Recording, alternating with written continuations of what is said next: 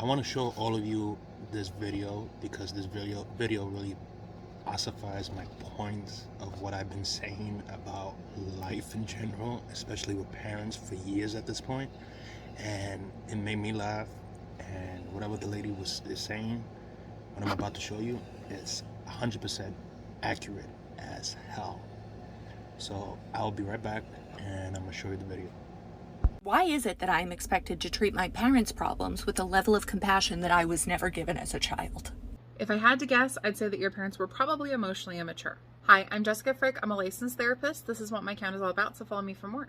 If you're not already familiar with what it means to be emotionally immature, people who are emotionally immature generally struggle with regulating, recognizing, or even labeling their own emotions. Oftentimes this comes about as a result of generational trauma, but the reasons why is not important here. When people grow up and start to have kids, oftentimes they do so because they want to have children, but emotionally immature parents often have their kids as someone to rescue them or someone to take care of them. Because their kids are there to serve their needs and their ego, that means that when their kids are little individuals and struggling with their own problems with growing up and learning how to people, that's a burden for them.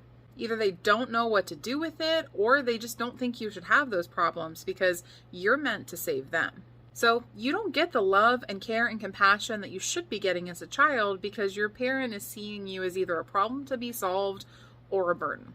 When you grow up, your parent is already expecting you to become their rescuer, which means that you have a role to fulfill. You are expected to show that same love, care, and compassion that you were never shown because that's what rescuers do. Another thing to know about emotionally immature people is they're very rigid in the roles that the people they're in their life play.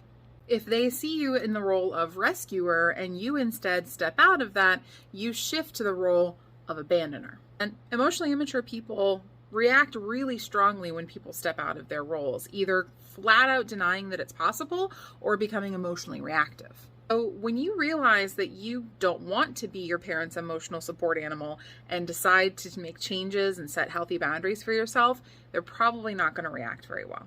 All of this to say, this isn't your fault, and I hope that this information can help you to give yourself a little bit of grace and justification.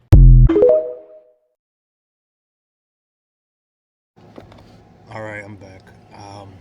That lady with the other clip, she's right.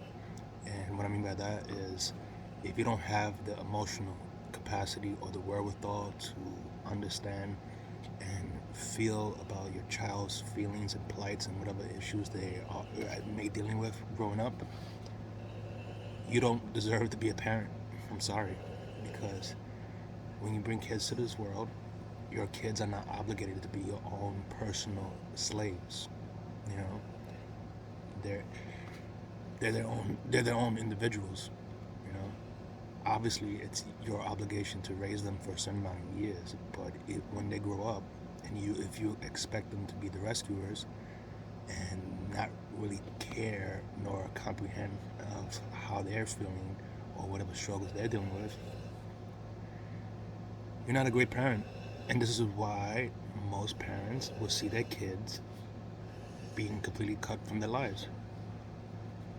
And then they'll wonder, oh, why my kid hasn't spoken to me so many years. Oh, come on, man. Like, maybe if you would have been more sympathetic to your kid or understand your child's problems while they were growing up, especially in their adult life, maybe, just maybe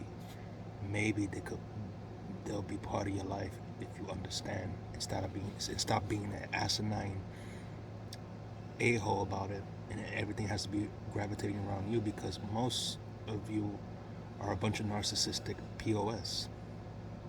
I said what I said.